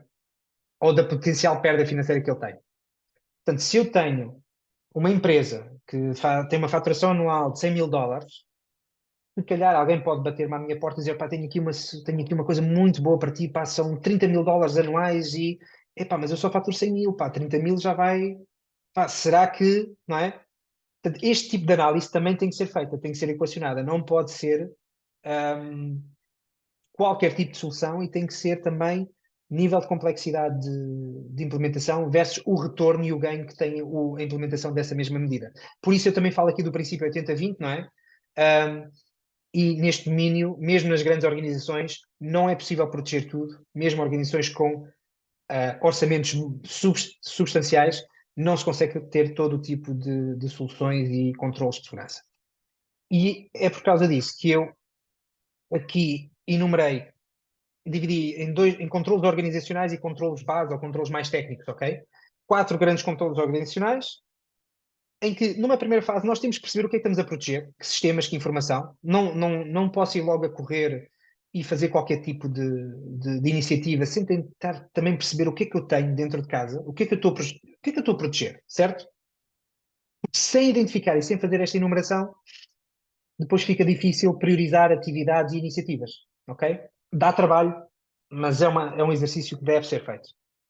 Uma segunda iniciativa é determinar o valor e os sistemas desses mesmos ativos, não é? Não só enumerá-los, inventariá-los, mas perceber, de acordo com a informação que eu tenho lá dentro, o que é que aquilo vale para mim, não é? Se essa informação for exposta, se for, ou também eventuais penalizações que eu posso ter por ela ser exposta indevidamente, não é? Ou ter os serviços em baixo, por exemplo.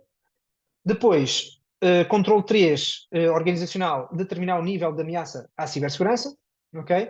No fundo, eu também tenho que perceber para o meu setor de atividade, para o tamanho da minha empresa, para o meu perfil, quais são os tipos de ameaças mais comuns na minha área. Não vale a pena olhar para todos ao mesmo tempo, porque, por exemplo, como eu vos mostrei ali atrás, uma pequena e média empresa, sei lá, uma empresa de 10 trabalhadores, provavelmente não vai ser alvo de um ataque muito sofisticado da Rússia ou da China ou dos Estados Unidos, ok? Porque não tem valor para eles, certo? Tipicamente, ok? Portanto, não vale a pena sequer equacionar certo tipo de proteções, depende também das ameaças e do setor onde operamos. Depois temos que avaliar também os níveis de investimento que temos em cibersegurança. Mais à frente há detalhes sobre estes controles todos, ok? Eu não os vou detalhar aqui, porque no fundo eu tenho que perceber o que é que já gasto em sistemas e tecnologias de informação, enumerar, quer seja valor absoluto ou percentagem do que eu tenho ou face à faturação que tem a empresa, e também preciso perceber o que é que vou ou que gasto atualmente em segurança de informação ou cibersegurança. Okay? Isto porquê? Porque também já existem muitos estudos, benchmarks, sobre quais são os orçamentos, não é? E as percentagens de orçamento que eu tenho de dedicar, até por tamanho da empresa, setor de atividade, país e por aí fora. Okay? Portanto, é bom fazer este tipo de exercício. Depois, e para finalizar, controlos base. Desenvolver um plano de resposta a incidentes. Às vezes, para empresas muito, muito, muito pequenas, o plano de resposta a incidentes, no fundo, é identificar quem faz o quê na eventualidade do incidente. Por exemplo, de eu perder dados, de haver um data breach, de haver um ransomware, de haver qualquer coisa, não é? E pode ser uma coisa tão simples como, às vezes, ter uma lista telefónica das pessoas que eu tenho que ligar, às empresas que eu tenho que ligar se tiverem apuros, ok? Portanto, para empresas muito pequenas, muito, muito pequenas, às vezes pode ser uma coisa tão simples como ter algo a quem é que eu ligo para me resolver este problema. Portanto, desenvolver um plano de resposta a incidentes, mesmo que não sejamos nós diretamente a tratar deles, mas seja um terceiro. Patches automáticos para sistemas operativos e aplicações. Atualizar, ter sempre o software de segurança. E neste software de segurança estamos aqui a falar de antivírus, EDRs e por aí fora, ok? Nos nossos dispositivos. Outra medida é configurar os dispositivos também de forma segura. Quinta medida, utilizar uma autenticação forte para os utilizadores. Estamos a falar do fator dupla autenticação, múltipla autenticação. Controle base 6, fornecer formação de sensibilização aos trabalhadores e à gestão, não é só aos trabalhadores, mas também à gestão, porque um plano de segurança integrado e eficaz só é eficaz se a liderança de topo estiver envolvida, estiver sensibilizada e parte deles. Isto ensina-se em qualquer sítio, não é? Quem anda nestas andanças sabe muitas vezes que não conseguimos implementar certas medidas porque a liderança não consegue perceber a importância e os riscos envolvidos por não fazer determinadas coisas, ok? Portanto, também tem que haver formação também à liderança de topo. Muitas vezes eu acho que até deveria começar mesmo na liderança de topo e ser ajustada para eles, ok? Não é preciso eles estarem aqui a tentar fazer. A formação é muito dedicada, não é? E é adequada também ao perfil dos gestores. Depois, e para terminar os controles base, cópias de segurança e criptação de dados, e algumas dessas cópias de segurança devem inclusivamente ser encriptadas. Cópias de segurança, não basta só fazer cópias de segurança, também é preciso testar essas cópias de segurança, senão corremos o risco de, quando precisamos de utilizar uma cópia, essa cópia não funciona, ok? Isto é mais comum do que vocês possam pensar. Depois, mobilidade segura, neste caso, tudo o que é dispositivos móveis, e aí a liderança das empresas, das pequenas e médias empresas, tem uma decisão a tomar, que é que os trabalhadores utilizam dispositivos próprios, não é, pessoais ou não, para o seu trabalho. É muito comum as empresas darem computadores, não é? Mas, por exemplo, é quase que exigido ou expectável, tá, que utilizem os seus telefones pessoais ou smartphones para trabalhar, não é? Para ter o endereço de e-mail configurado, para poder responder a certas coisas, para ter o Microsoft Teams, para ter o que for, não é? Há uma grande diferença entre esse dispositivo ser um dispositivo da empresa ou ser um dispositivo do trabalhador, ok? Tem prós e tem contras, ok? E, portanto, tem certos custos envolvidos e tem outro tipo de riscos também envolvidos, quer uma opção, quer outra. Depois, estabelecer defesas básicas de perímetro, mais à frente do detalhe disso. Controle 10 de base, serviços seguros da IT na cloud, ou na nuvem, como quiserem chamar, ou também as empresas nós subcontratamos para tratar também destes assuntos de segurança da IT, ok? Controle base 11, implementar o controle de acesso e autorização, e aqui quando estou a falar de controle de acessos, não estou a falar do controle de acesso de picar o ponto, ok?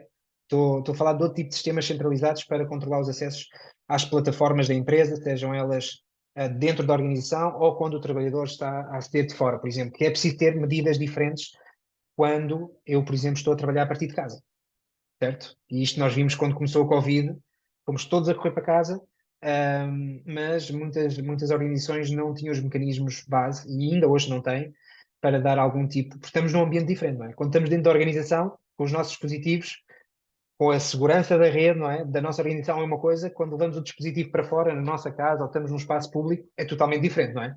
E estamos a trabalhar com a informação da empresa. Depois, dispositivos amovíveis ou portáteis, também seguros. Isto também é outra medida. Eu não me vou alongar, mas para cada uma destas, eu tenho um resumo e tenho um detalhe maior sobre este controle, ok? O que é que eu quero dizer, de facto, com cada um deles. Vou passá-los aqui.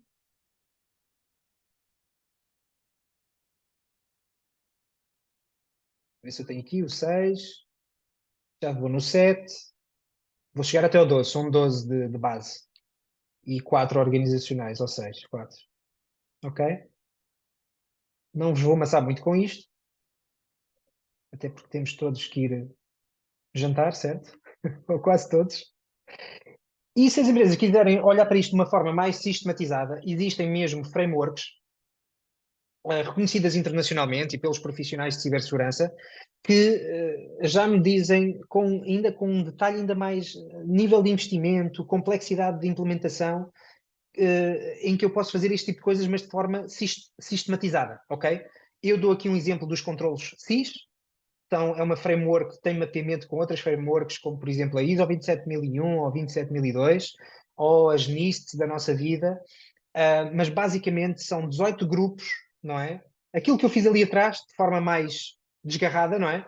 Esta de forma mais sistematizada, e eles, de facto, têm várias salvaguardas e vários níveis de maturidade. Portanto, uma pequena e média empresa, dentro destas 18 áreas de intervenção, tem que pelo menos cumprir com o nível IG1. Estão a ver esta coisa verde? Por exemplo, aqui no inventário e controle dos ativos empresariais, eu tenho 5 salvaguardas em que, no primeiro nível, eu tenho que implementar 2 das 5. No segundo nível, se eu quiser estar no segundo nível de maturidade, não é? Neste controle, tenho 4 salvaguardas e a totalidade da cobertura é a implementação no nível 3 das 5 salvaguardas. Este tipo de exercício é feito para todos os outros tipos de controle. Estão a ver aqui? Eu acho que ao total são 50 e tal controles no nível 1 ou nos outros todos. E existe muita documentação detalhada e vocês, líderes das vossas organizações ou colaboradores, podem salvaguardar-se disto, pedir ajuda a empresas especialistas na matéria e de facto tem aqui um grande guia e eu sei que muitas principalmente as instituições financeiras aqui e outras, mas principalmente as financeiras do setor privado, utilizam frameworks como esta, não é? Como inspiração para implementar as suas medidas e controles de segurança. Okay? Estas, as ISOs, 27001, 27002, as NIST, aliás, o Sistema Financeiro Nacional, creio eu que até ao final do ano vai implementar ou vai publicar a sua própria matriz de risco, que é inspirada, é uma mistura de inspiração destas todas, não é? Não sei qual é o produto final ainda, mas sei que o setor financeiro, principalmente os bancos e outras instituições talvez não bancárias, mas financeiras, vão-se também pautar por essas guias. E agora, para terminar, recursos de informação adicional. Agora eu prometo que são mais 2 minutos e vou terminar. Eu recomendo a todos os presentes, se não o fizeram, que o façam. Vejam qual é a vossa pegada digital online. Vejam mesmo.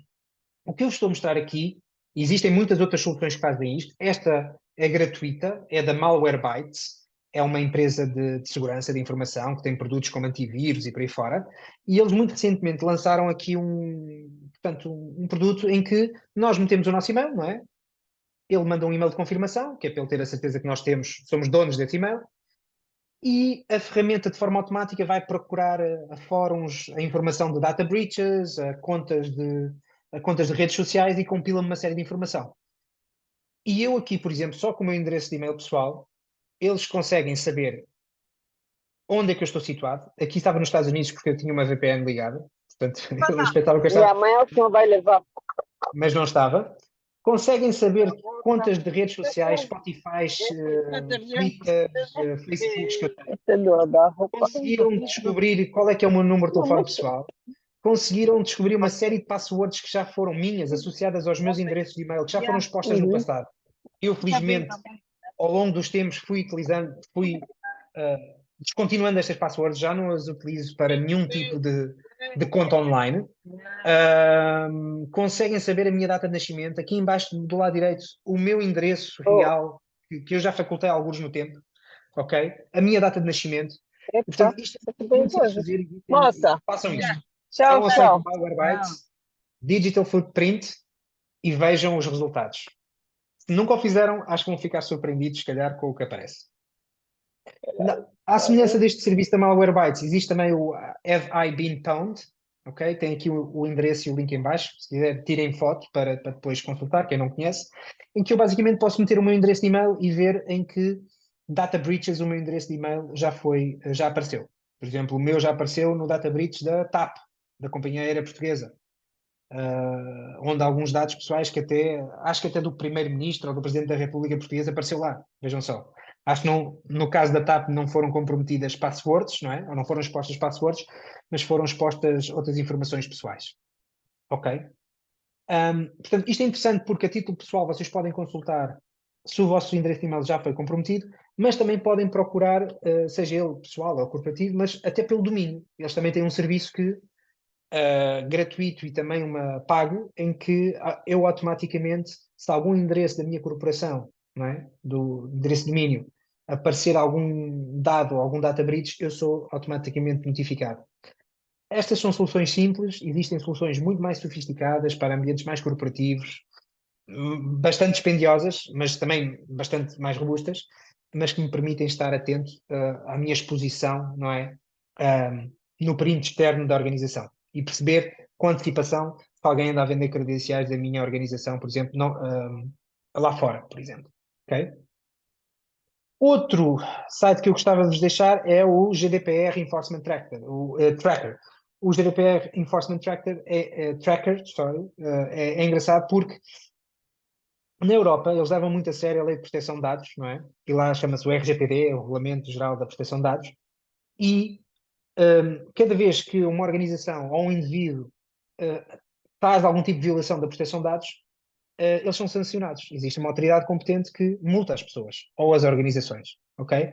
Este site, e seguirem, ele em tempo real ou muito atualizado, dá-me por país, a entidade, o tamanho da multa. Estão a ver aqui uma multa em Espanha de 1.000 euros, alguém que é da consultoria não sei das quantas, tenho aqui uma multa de 6.000 euros, tenho aqui uma multa de montante desconhecido. Portanto, há aqui países onde eles são muito ativos. Espanha é muito ativo, França é muito ativo, a Alemanha também é muito ativo nestas matérias. Curiosamente, Portugal não aparece muito aqui, mas tudo o que é informação pública, e depois vocês podem aceder aos diplomas, aos despachos legais que deram, porque é que aquela pessoa foi acusada, e às vezes até são servidores públicos, não é só pessoas, não é só do setor privado. É muito giro. Sigam e vejam este link. Depois, para matéria de formação e para quem está a começar, pequenas e médias empresas, querem começar a dar sensibilização de segurança de informação aos trabalhadores, existe um conjunto de cursos gratuitos disponibilizados, podem ser acedidos através do Centro Nacional de Cibersegurança Português. Estes cursos são desenvolvidos portanto, pela FCCN, Faculdade de Ciências, lá, e são cursos que uns demoram 3 horas, outros demoram 13 horas, mas temos aqui desde o cidadão ciberseguro, cidadão ciberinformado, consumidor ciberseguro e cidadão cibersocial, em que tem muitos conteúdos que vocês podem utilizar diretamente ou inspirar-se neles para criar os vossos próprios programas de sensibilização de segurança de informação dentro das vossas organizações, ok? Conheço pessoas que utilizam este tipo de conteúdos, não só este, mas outros, mas estes, como estão em português, estão disponíveis, são gratuitos, dêem uma vista de olhos, se não conheciam, dediquem. Depois, para terminar, eu acho que este, como é um tema, estamos aqui 22 pessoas, deixem-me ver quantas pessoas estão já a dormir. Deixem-me só ver. Estão todos acordados? É que este tema, eu sei que é um tema aborrecido. Sofia. Vamos, não, não, não, olha, estamos todos A bem Sofia ainda não ativos adormeceu. aqui. Boa. Boa. Mas para terminar, e para quem se interessa por estas temáticas, vou deixar aqui 2 recomendações de uma série e de um filme. Um é o Mr. Robot, ok? Que é uma série de televisão. Não sei dizer em que serviço de streaming é que está a passar. Não sei se é a Prime da Amazon ou a HBO, não sei. Mas se procurarem conseguem perceber logo. Tem 4 temporadas, 45 episódios, e basicamente a série é um protagonista, daqui a nota, não é? Que é o Rami Malek. Se calhar já o conhecem de outros filmes, não é? Eu gosto particularmente do ator. E ele encarna o papel do engenheiro de segurança cibernética e hacker com transtorno de ansiedade social e depressão clínica, que bom, não é? Que é recrutado por um anarquista conhecido por Mr. Robot. Esse é que é o Mr. Robot, ok? Para se juntar a um grupo de ativistas chamado F-Society. Esta série é interessante e até é reconhecida pela comunidade de profissionais de cibersegurança porque o tipo de ataques, a forma como são feitos, não difere muito. É possível acontecer, ok? É muito próximo da realidade. Muitas vezes nós vemos filmes, não é? Em que chama aqui o hacker, ele carrega em 2 botões e já entrei no sistema da cidade, vou apagar as luzes todas. Isso não acontece assim, certo? Mas para efeitos dramáticos, normalmente os hackers são retratados assim nos filmes. Aqui acontece de forma bastante mais próxima da realidade e como veem, a classificação dos episódios, e para quem gosta de ver filmes, fazer binge watching, é interessante porque as classificações são sempre altas, estão a ver? Portanto, e até tem tendência a melhorar para o final da última temporada. Portanto, vejam, deem uma vista de olhos, recomendo, é muito giro. E para terminar, algo menos não tem a ver com cibersegurança, mas tem a ver com engenharia social, o Catch Me If You Can, com o Leonardo DiCaprio e o Tom Hanks. E aqui, isto é a personificação do que é a engenharia social. Não tem nada a ver com computadores, não é? Quem já viu sabe. Não tem nada a ver com computadores, mas é muito interessante como é que portanto, a personagem interpretada pelo Leonardo DiCaprio consegue enganar uma série de pessoas e fazê-las crer que ele é desde um professor, desde um piloto de uma companhia aérea e ninguém desconfia e ele eventualmente... mas pronto, não vou revelar mais para quem não viu. Vejam a série, vejam o filme, peço desculpa. E é tudo. Pronto, muito obrigado e peço desculpa por ter Não, não. estendido largamente o tempo. Não, olha, foi ótimo e não podemos sair sem passar aqui algumas questões dos Sim, nossos sim, claro. Ivo. Temos aqui, acho que temos aqui já alguém que tinha posto uma questão no site, mas eu peço que possam pôr as mãos levantar as mãos e assim vamos aproveitar aqui, pelo menos aqui uns 5 minutos para responder as questões. Pode ser, pode ser. No que eu puder e souber responder, com todo o gosto. O mosquito, acho que salvo o erro, o mosquito está aqui muito ansioso. Já tinha posto uma questão. Mosquito, estás ainda por aqui?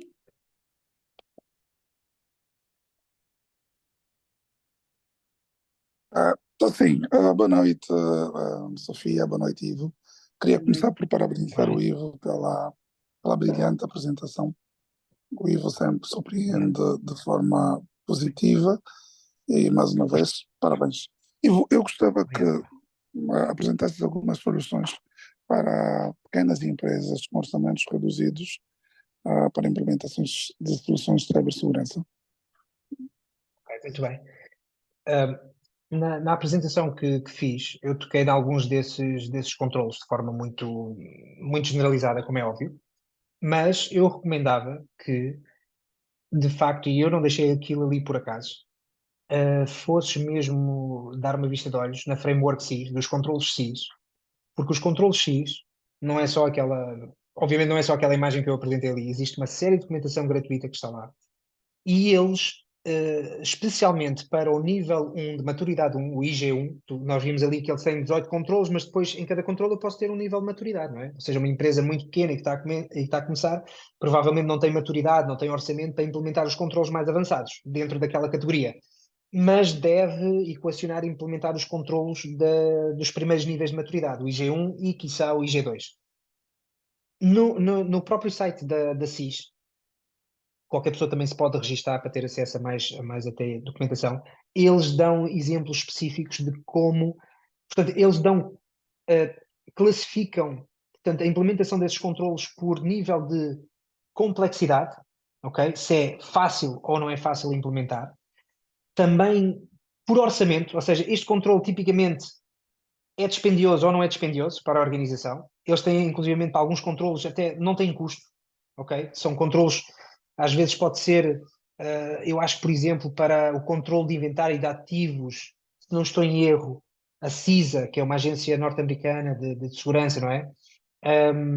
Acho que, por exemplo, tem uma ferramenta gratuita, open source, que qualquer pessoa pode descarregar, instalar na sua organização para fazer a inventariação dos seus ativos dentro da organização, por exemplo, e não custa nada, quer dizer, não custa nada, não há um custo de licenciamento do software, obviamente há um custo de aprender a utilizar a ferramenta e alguém ter que o fazer, se houver competências internas, normalmente se tiver alguém da área do IT, facilmente consegue fazer este tipo de coisas com algum estudo prévio, não é? Não são coisas demasiado complexas. E ele, no fundo, dá isso e permite-te ajudar a fazer este exercício, esta reflexão das coisas que eu vou dar prioridade, ok? Sabendo à partida qual é a complexidade de implementar aquele retorno e também dá-te uma espécie de visibilidade de qual é que é custo-benefício. Ou seja, implementa este controle, epá, e tens este tipo de benefício imediato, ok? Mas eu diria que para as pequenas e médias empresas, foquem-se na questão do fator dupla autenticação, ok? Poupa muitas dores de cabeça, acreditem. Portanto, qualquer solução, se tem uma solução de e-mail corporativo sei lá, da Microsoft ou de outro provedor de serviço, já é possível obrigar a que essas contas tenham um fator de dupla autenticação, que as pessoas possam receber tokens. Eu até já nem digo de SMS, se possível não utilizem SMS, porque o SMS também é falível, porque há outro tipo de ataques, que é o SIM swap, ou seja, eu consigo de alguma forma, com a colaboração de pessoas que trabalham nas áreas das telecomunicações ou nas empresas de telecomunicações, atribuir o número SIM a outro cartão, não é? E eu passo. Isto é uma coisa tão simples quanto isto. Isto acontece a celebridades, acontece a pessoas importantes. e às vezes comprometem as contas deles assim. Portanto, utilizar, instalar aplicações de autenticação, a Google tem, a Microsoft tem, existem muitas outras, umas pagas, umas gratuitas, mas existem gratuitas muito boas, para que, de facto, para os sistemas críticos, para as contas críticas, especialmente pessoas que têm acesso a informação sensível, sei lá, pessoas da área financeira, o CEO da empresa, ou o diretor-geral, essas pessoas têm que ter esse tipo de proteção simples, ok? E depois obrigá-los também a utilizar passwords únicas para cada uma das contas. Não sabem, não conseguem memorizar, eu também não consigo. Gestor de passwords, ok? Se fizerem este tipo de coisas, só isto, e ter, por exemplo, um bom antivírus ou um bom EDR nos vossos dispositivos, invistam, não é muito caro para uma pequena e média organização, existem soluções que até são gratuitas, mais uma vez, princípio da proporcionalidade, ok?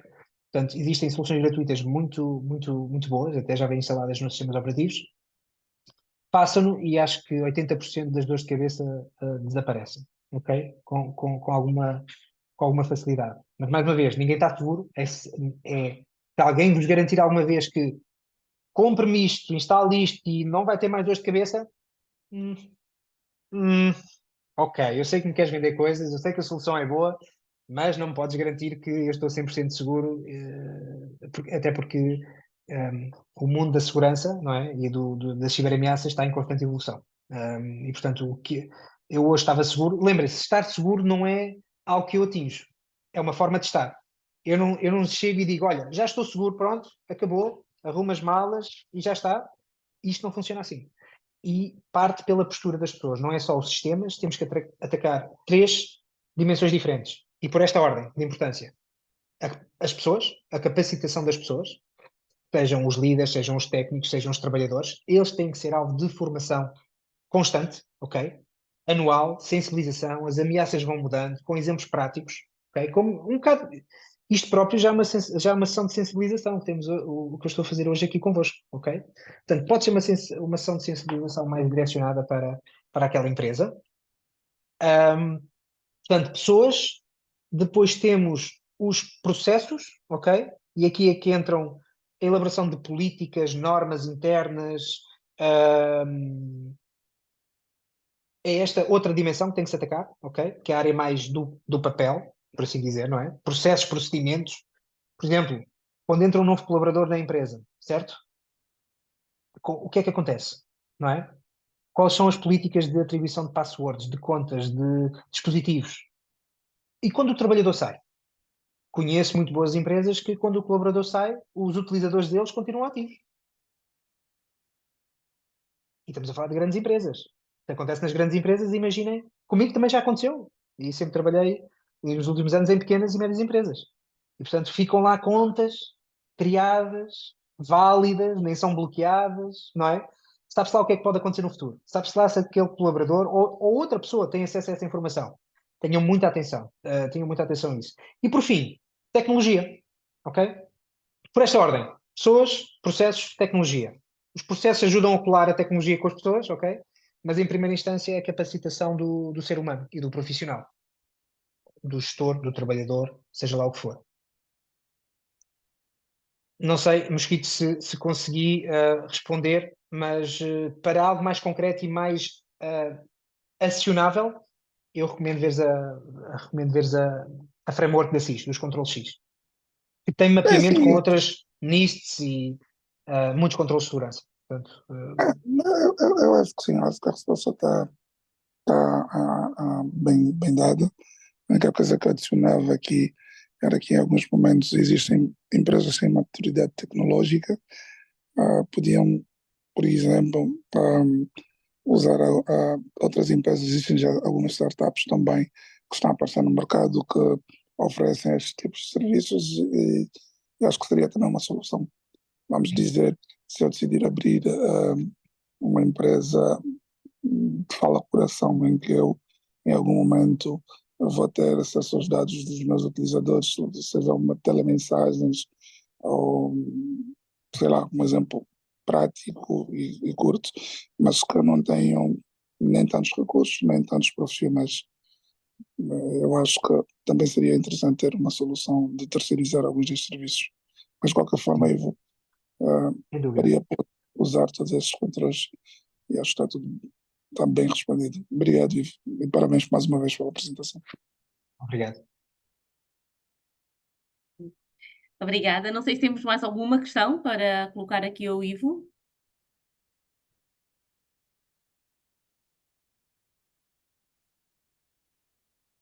Acho que já não temos. Ivo, nós pedimos sempre aos nossos convidados que nos digam uma frase, uma palavra que os define, e queríamos também que partilhasse aqui connosco uma palavra, uma frase que define o Ivo. Uma palavra que me defina. Boa, não estava à espera. Deixem-me cá ver. Hum, confiável. E acho também na área de atuação, que, na área que eu atuo, eu acho que é uma das coisas mais importantes é,